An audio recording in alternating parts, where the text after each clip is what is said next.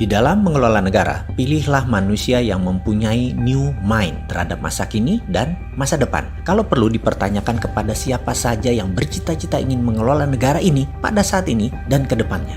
Pertanyaannya sederhana, apakah sekarang dunia masuk ke resesi atau decoupling? Nah, bisa nggak dia jawab?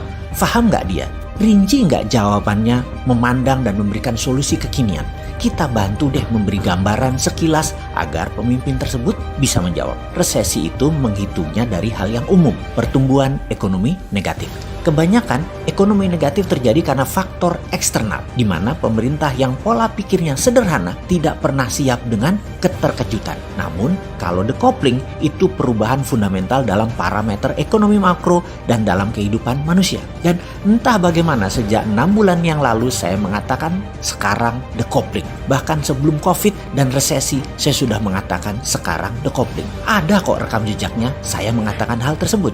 Karena pendapat bahwa dunia decoupling atau bahasa sederhananya adalah keterputusan dengan masa lalu, maka kelolaan organisasi harus berubah. Untuk hal ini, sejak 1 tahun yang lalu organisasi kami sudah bergeser ke arah digital secara murni, yang mana semua dibangun sejak 2018. Efek decoupling, tambah COVID, tambah resesi, tambah perang Tiongkok Amerika, ini seru, ini peluang. Sebelum kita bahas peluang, kita bahas lebih dalam tentang decoupling. Saat ini ada 20% pekerjaan jenis baru yang 10 tahun yang lalu tidak ada. Misalnya profesi Chief Content Creator, jenis pekerjaan digital marketing. Itu macam-macam profesi yang 10 tahun yang lalu belum ada. Lah sosmed juga belum ada kok 10 tahun yang lalu. Masih belum semasif sekarang. Sungguh banyak profesi yang baru muncul bahkan di 3 tahun ini, misalnya yang namanya graphics designer. Dulu kerjanya hanya di dunia percetakan, di dunia media. Mendadak dunia cetakan berkurang jauh, bergeserlah mereka ke sosial media. Kebutuhan mendadak meningkat menjadi 1000% setiap tahunnya sejak 3 tahun terakhir ini. Profesinya ada sejak lama, namun mendadak menjadi kebutuhan utama. Itu siapa yang kira? Di masa depan, di tahun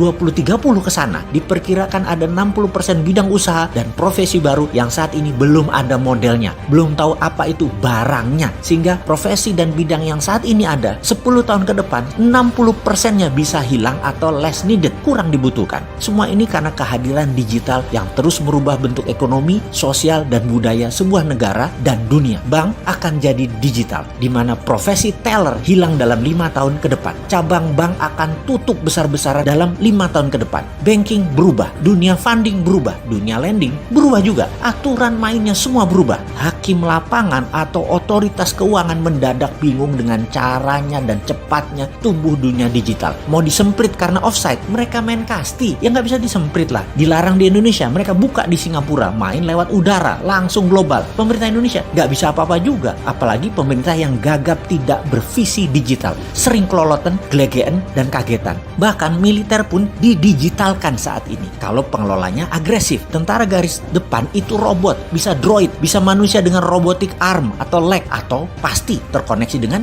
satelit. Bener deh, kalau saya kan Sontoloyo, maka pasti saya ubah abis-abisan itu departemen sesuai dengan kebutuhan zaman. Pilar manajemen negara diwakili kementerian kita akan ubah. Ada 7 menteri utama yang mengerjakan Ipolek Sosbud Hankam. Departemen Pertahanan berubah menjadi Departemen Perang atau Minister of War. 7 macam jenis perang harus punya deputinya. Military warfare, digital data informational warfare, economic warfare, biological warfare, dan lain sebagainya. Juga untuk Indonesia mendapatkan pemimpin terbaik, juga rapih tata kelola negaranya. Akan ada lagi yang namanya Dewan Pertimbangan Agung atau DPA. DPA adalah wakil dari para pemangku adat, ulama, dan trah Kasultanan, Keraton Nusantara. Kemudian juga akan hadir lagi fraksi TNI, Polri, dan ASN masuk DPR kembali, di mana suara di Komisi TNI, Polri, dan ASN masing-masing 5%. Semua wakil rakyat dari TNI, Polri, dan ASN adalah pejabat yang masih aktif yang bisa dipergilirkan setiap 1, 2, 3 tahun tergantung pimpinan mereka. Dalam pemilihan presiden, suara rakyat adalah 80%, suara DPR 10%, suara DPD DPA 5%, suara MPR 5%. DPR, MPR, DPA menyetujui GBHN garis besar haluan negara 100 tahun Indonesia, di mana setiap pemerintahan yang menjabat harus mempunyai cara untuk mencapai target tersebut atau nation interest tersebut. Misalnya, GBHN Indonesia Emas 100 tahun merdeka, yaitu di tahun 2045, yaitu 25 tahun dari sekarang. Indonesia memiliki kekuatan pendidikan nomor 3 besar, ekonomi nomor 2 besar dunia, teknologi 3 besar dunia, sistem kesehatan 3 besar dunia, kendali pangan nomor 1 terbesar di dunia, pertahanan keamanan nomor 3 terbesar di dunia, kendali informasi nomor 3 besar dunia, kendali sistem keuangan 3 besar dunia, kendali energi terbarukan dan baterai nomor 1 di dunia. Lalu dalam 75